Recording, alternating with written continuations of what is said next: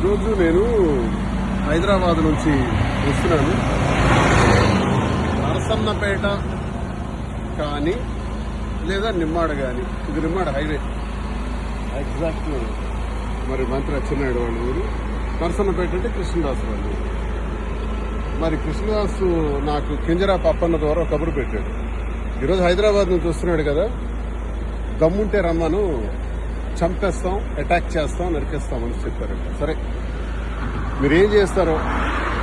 నేను ఈరోజు ఇదిగో నిమ్మాడ జంక్షన్లో మించుమించు 11:30 అవుతుంది. మరికొద్ది దూరంలోనే టెక్కలు ఉంది, వెళ్తున్నాను. ఒకవేళ చంపాలి, నరకాలి లేదా అటాక్ చేసి కొట్టేయాలి అనుకుంటే ఐఎమ్ రెడీ. నేనేం తప్పు చేశాను? ప్రజల అభిప్రాయాన్ని మీకు ప్రశ్నించాను. వీళ్ళు ఉచ్చ రాజకీయాలని బయట పెట్టారు. మీరు దౌర్భాగ్యమైనటువంటి మీ అవినీతిని అంతటినీ బయట పెట్టారు. మీరు చేస్తున్నటువంటి కేడీ రాజకీయాల్ని బయట పెట్టారు. అంత మాత్రం చంపేస్తారా? ఓకే, చంపేస్తే దువ్వాడ శ్రీనివాస్ అదిరిపోతాడని, బెదిరిపోతాడని నాకు అప్పన్నతో ఫోన్ చేయించారు. దయచేసి రావద్దు, అలా వెళ్ళిపోమని హైదరాబాద్, మళ్ళీ వెనక్కి వెళ్ళిపోమని రావద్దని. అందుకే ఆపాను, ఇక్కడ కారు ఆపాను, ఇక్కడ నిలబడ్డాను. ఎంతసేపు అయినా ఉందామని అనుకుంటున్నాను. 1 or 2 hours వెయిట్ చేస్తారు ఇక్కడే. వాళ్ళకి కూడా రండి. మరి పోలీసు వారి దృష్టిలో కూడా ఈ విషయం నేను పెట్టాలి.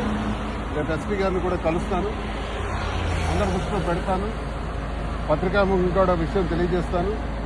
జరుగుతున్నటువంటి అన్యాయం మీద మాట్లాడితే అటాక్ చేసేస్తారంట. చూద్దాం, అది కూడా. నేను ఇంకా గట్టిగా మాట్లాడతాను, ఇంకా గొంతిప్పి మాట్లాడతాను, ప్రజా సమస్యలపైన పోరాడతాను. మీకు వైసీపీలో నన్ను సస్పెండ్ చేశారు, మీకు కావాలంటే బహిష్కరించండి, ఎక్స్పెల్ చేసేయండి. ఎక్స్పెల్ చేయటం అంటే పార్టీ నుంచి బయటకు పంపించేయటం. అదే చేసిన తర్వాత స్వతంత్రుడిగా నా కార్యక్రమం నేను చేస్తాను. ఇంకా గట్టిగా శ్రీకాకుళం జిల్లాలో పనిచేస్తాను. ఏం చేస్తారో చూస్తాను. ఒకవేళ చంపేయాలనుకుంటే నేను చావుకైనా సిద్ధండి.